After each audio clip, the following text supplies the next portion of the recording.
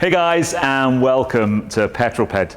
Now, hopefully by now you've tuned into episode 1 of my story following the Nichols N1A sports car, where I talked to founder of Nichols Cars, John Minot, and the design legend from the world of motorsport, Steve Nichols. Well, in episode 2 today, we're going to be exploring the manufacture of the chassis. Behind me is the chassis of the first production's Nichols N1A.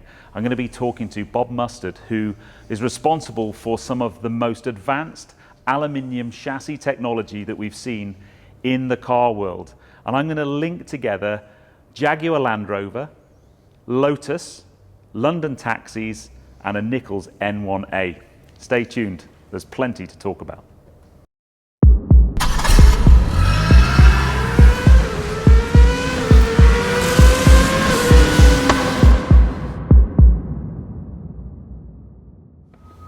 Now then guys, let me introduce Bob Mustard, the genius behind the chassis behind me. Interesting terminology, genius. Now, I just take other people's ideas and use them effectively, I think. Well, isn't that the definition of a genius? Now, this chat is a little bit like when we were chatting with Steve the other week. If you've not seen that video, by the way, I'll put a card above.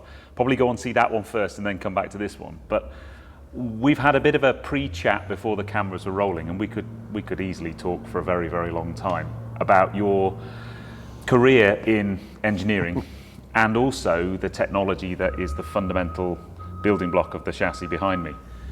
We are in an industrial estate, and there is a beeping lorry behind, so apologies for that, but we can't deal with everything. We can't. So can we go back in time a little bit and a kind of, if we can start with actually the technology and your career go so closely together, where should we start? Oh, graduate trainee, Rover Group, Canley, did all sorts of interesting early career stuff in electrical engineering, and then decided I really needed to start, looking after developing vehicles rather than just headlights and in-car entertainment systems and things like that. So I actually, towards the end of my career at Rover Group in the early 90s, I was responsible for developing technologies for future application in mainly Land Rover product. Mm-hmm. So product that was designed to lightweight and improve fuel economy and reduce CO2 and all sorts of. So basically everything up until that point Land Rover wasn't. Everything Land Rover wasn't. So this was just pre-Mark I Freelander days. Okay. So it was when we were still having the debate over whether Land Rover could be a product without a separate chassis. So, I think history has shown that, absolutely Land Rover can be a complete unibody construction. But that was all part of that debate that we had back in the early 90s, pre-BMW ownership. My responsibility, along with a team of guys, was trawling the world for the best construction technologies for lightweighting the platform, really. And not just for lightweighting it, but for making it in a cost-effective way at lower volumes, because conventional wisdom had it that you had to be making 500,000 units a year to be able to make things cost-effectively.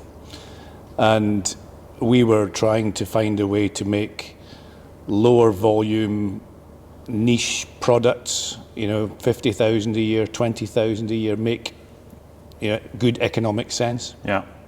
So we identified a couple of fundamental technologies which were trialed on multiple R&D projects at the time, which was basically bonded aluminium extrusions as something that wasn't really being used in the car industry at that time, but there had been some R&D projects elsewhere in the world that people had developed some vehicles. And there was a company very active at the time called Hydro Aluminium in Norway, Denmark, with a group developing space frame technology. And we at Rover were working with them very closely in building some prototypes. We needed to prove how that technology would actually work in the hands of real customers. So we hooked up with Lotus at the time, developed a joint plan, and this is not a very well-known tale, but we developed a joint plan to develop a bonded aluminium vehicle for use on the road, which started life as Project M111, started production life as Lotus Elise, and ended its production life just sadly a few months ago, really. I never realised there was a link between Land Rover and the Elise.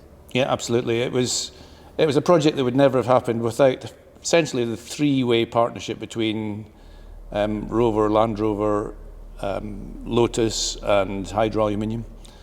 There was there's always some key individuals at each of the companies, and we all got on really well. There was a few of the key guys that everybody knows at Lotus, and Tony Shute, Richard Rackham, all sorts of people there. There was myself, Pete Bullivant-Clark.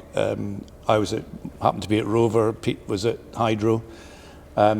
If we hadn't all come together, I think a lot of that initial use of aircraft technology, really advanced bonding technology, to deliver ultra lightweight technology in car structures had never been done anywhere before. And Britain is great, fantastic place to do innovation. The thing that we're never quite so good at is getting it through into production. Yeah. And that was what my job was at the time, was find ways to get the technology into production. Yeah. So whilst I was working for Land Rover, the first delivery of that technology was really publicly seen on the Elise. But that went on after I left Rover, after BMW took over, and they were very wedded to welding technology. So it's very difficult to tell your new owner that really you think that bonding technology might be a bit better. And I'll show you some parts later that looking forward to that. I'll show you why I say that bonding's better than welding in aluminium. I left BMW Group and went and worked for Hydro. I headed up their new facility in the UK that they built to do bonded structures.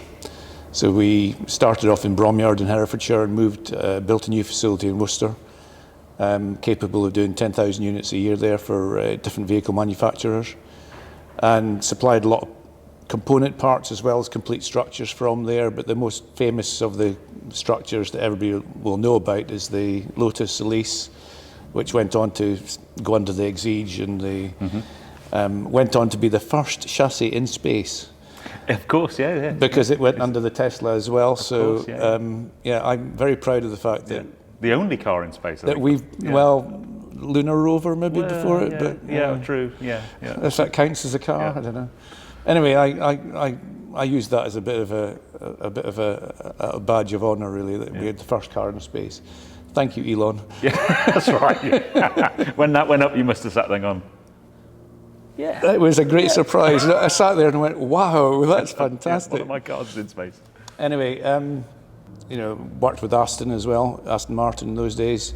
Did the original Vanquish chassis, did the DB9 chassis. And there was various business fallings out between Hydro and Aston moved the production in-house. I moved on from Hydro, worked for Lotus directly and ProDrive directly for a short time, and then established my own company, which is Stalcom. Stands for Steel, Aluminium and Composite, because people sometimes badge me as being an aluminium guy, but I'm not really. I'm an advocate of using the right material in the right place for the right application, so hence the Steel, Aluminium and Composite. When I started Stalcom was working with all sorts of other manufacturers in all sorts of mixed materials. Carbon fibre, fantastic material. Really great for extracting the ultimate performance.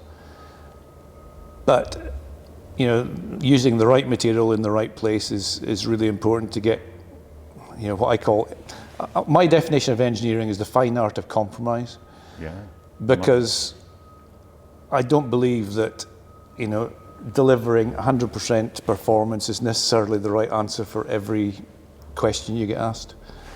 You need to deliver a balance between performance, economics, aesthetics, everything. So we're only a very small company. That led on to us being invited to help lots of other projects, some of which we can talk about, some of which we can't. But one of the ones that most recently we can talk about is the new electric London taxi, which has got effectively the same thread of technology that was pioneered through Land Rover, through Lotus, through Aston Martin, through other projects that I can't talk about, through to the new London taxi for Geely Group, for LEVC. And that's a bonded aluminium understructure, extremely durable, has to be for the sort of treatment that London taxis are subjected to, with a composite skin. Now, it could have been a lighter, higher performance composite skin, but that greater, that compromise that I spoke about, you end up on delivery of a vehicle to the market, you end up having to make lots of compromises, or else it just never gets there. You can't have like £500,000 taxi made of pure carbon fibre. Well, exactly. So, wow. So tell me briefly then. So we've gone Rover, Land Rover, Lotus Elise, Aston Martin, electric taxi, Nichols N1A. Exactly. So how did you get involved with John and Steve, and tell us a little bit about that, and then I'm dying to find out more about the ins and outs of the chassis that's behind us, because what I haven't said so far is this is the first deliverable M1A chassis. How did you get involved? John had an open day around his early prototype where he invited a number of sort of experienced suppliers who've been involved in engineering and delivering low volume sports cars.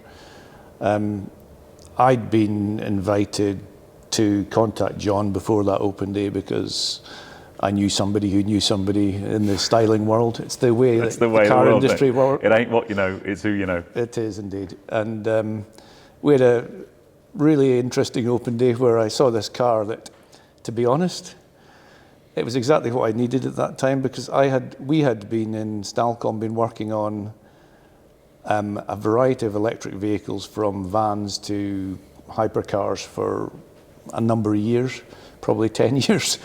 And it was really nice to have Steve and John being passionate about delivering something that smelt of petrol. It's got a big Chevy V8 in the back. Ultimately, most people in the car industry get there because they're petrol heads. Yeah.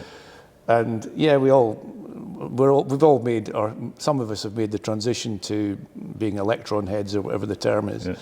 But it's really nice to see some trumpets on a car, and just imagine what it's going to be like driving down the road with that behind your head. It's just, special. So I've said to John and Steve on a few occasions that I'll probably make all sorts of really bad business decisions because I want to deliver this vehicle. So it's just, there's a lot of passion in the car industry about some vehicles, and you can get passionate about this one. It nice. Strikes me, from having spent time with both John and Steve now, is that people get involved in this project for a short commitment, a little thing, and then they kind of get totally encapsulated by the whole thing. Absolutely. And before you know it, they're fully involved. And I think the era of car that it harks back to, if you like, was a very exciting era. Yeah. And if we can, by taking that era of car and delivering it with a lot of modern bits and pieces, just to get rid of the bits that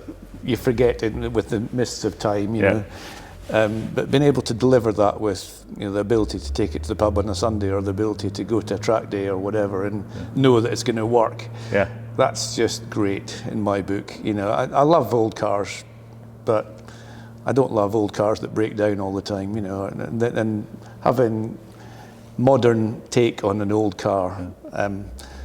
you know, I'm one of these guys that actually likes electric conversions of old cars, and I know that's controversial, but I hope you've been watching Vintage Voltage. We'll talk about that later. Yeah. So, are you going to tell me a little bit more about the actual technology in there? I think we've got some samples across the way. We have? Yep. Cool. Perfect. Oh, I love this. Where are we going to start? Where do we start? Aluminium extrusions? Yes. Lots of people know aluminium extrusions. Double glazing world? Yeah, I guess so, yeah. Lots of people in the double glazing world familiar with aluminium extrusions. Technology is basically, you take a big solid lump of aluminium, you squeeze it through a toothpaste tube called a die, which has got the shape built into the die. The material forms with a box section, or however, whatever form you want. Whichever form you want. You can have internal walls. You know, there are multiple shapes, internal walls that you can design. And the nice thing about this is that you get a very cost-effective method of putting material where you need it in a beam. With very good properties and very good corrosion resistance that you can join together and create an aluminium space frame. The joining bit is the difficult bit, though, I guess. The joining bit is the key bit. And you know, this sample I have here is one that's been around for 20-something years now, been demonstrated to many people in various forms, but it was just a test sample that was put together with a weld, you know, a pretty good weld and a bonded joint, using a sort of a structural epoxy adhesive, the same adhesive they used to build aircraft. Yeah. And then the part was mounted in a test machine that pulls a load onto both parts, and as you can see, the welded part broke substantially earlier than the bonded part. Yep. Generally speaking, a welded joint is about 40% less efficient than a bonded joint. So it's some big savings to be made by using bonding, but you've got to do it properly. Yeah. It's all about mixing the adhesive properly, and it's all about applying the adhesive properly. But the biggest secret is actually doing the surface treatment properly. It's the preparation. It's like decorating at home. 90% of the job is preparation. The last 10% is the final coat. So yeah, that's the sort of the raw aluminium extrusion. You then get it fabricated. You then put holes in it where you want to mount things. It's standard fabrication techniques. And you then pre-treat it, ready for assembly. So we set out a number of years ago to develop a solution that was really applicable to low volume manufacturers who wanted to deliver lightweight, high performance, safe vehicle structures. So perfect for one of those. for a sports car, high performance sports car. The joining system that we developed, the FlexTech joining system, uses this detail you can probably see on this corner here, which is essentially a hook detail that allows you to hook a part into that corner. We developed that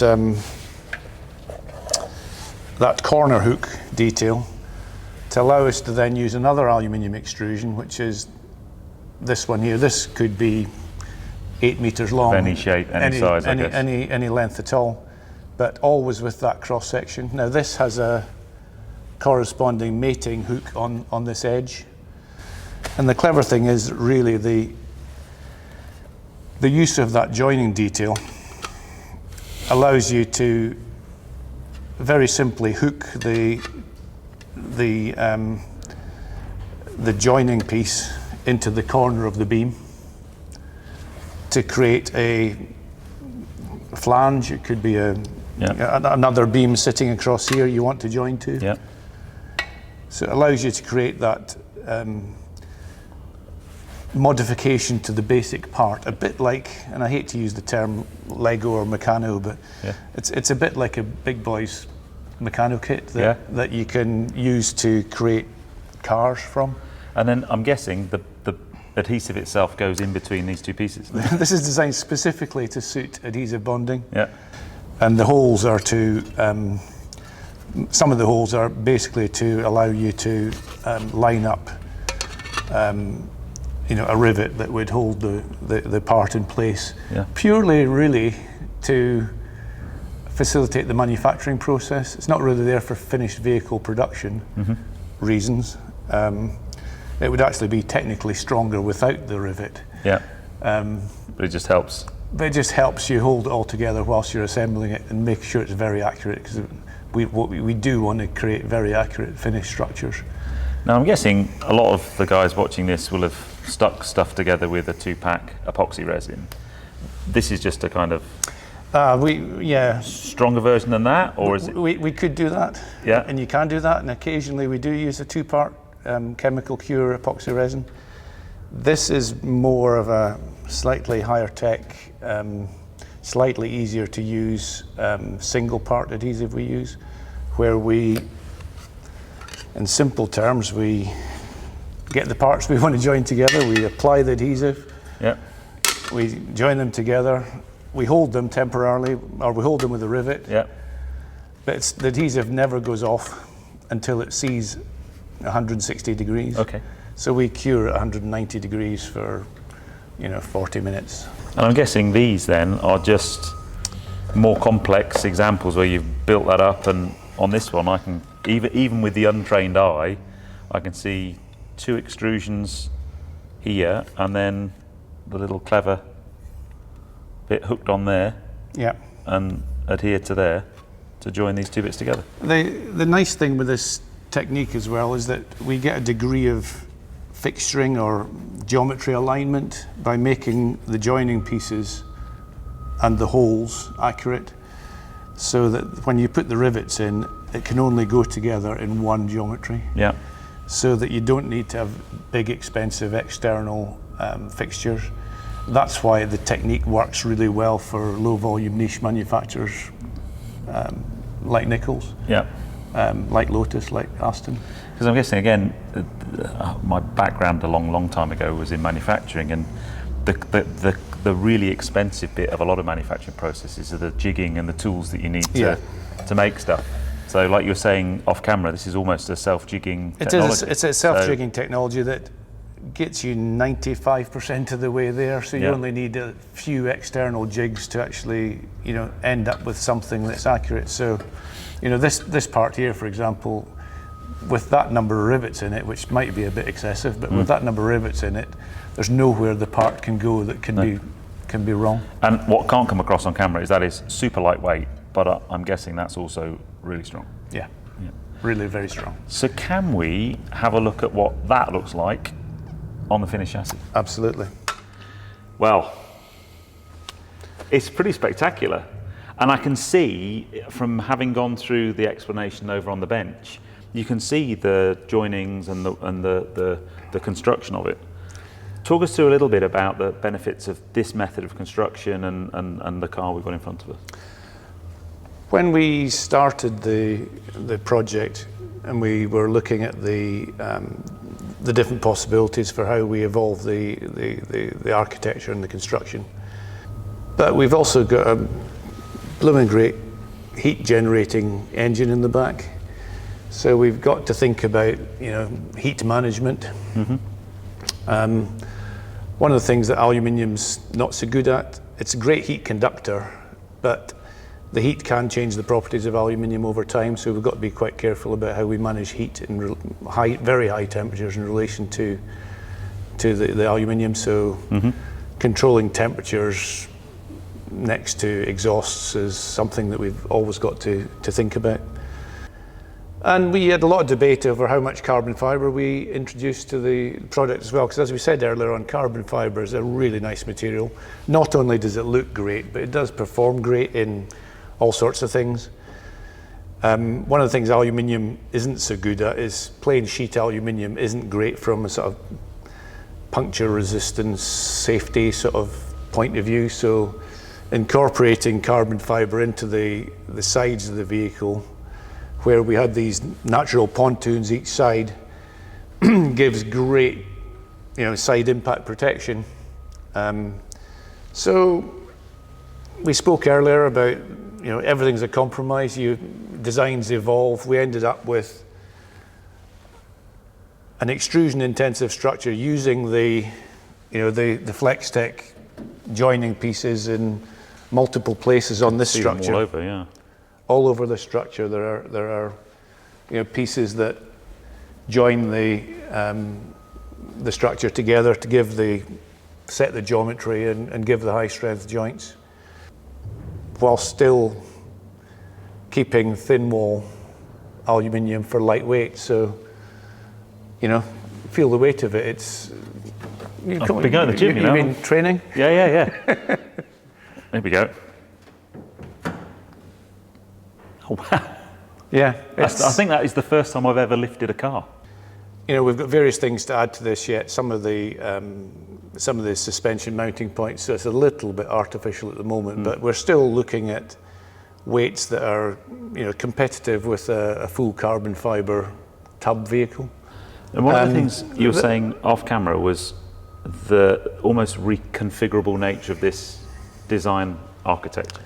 One of the hidden benefits of going down this route compared with going for an all composite tub is if you want to change the composite tub because you want to use a different engine or you want to do an electric version or whatever, you got to change the tool, buy a completely new big tool, and it's not an insubstantial investment.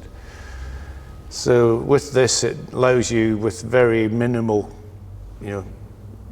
significant on cost to chop bits that are a little bit longer, a little bit wider, fit in a bigger engine, fit in a smaller engine, do a 2+2. Allows you all sorts of possibilities in the future to create additional models in your product range. Just a quick question. So the joints, you cure them in.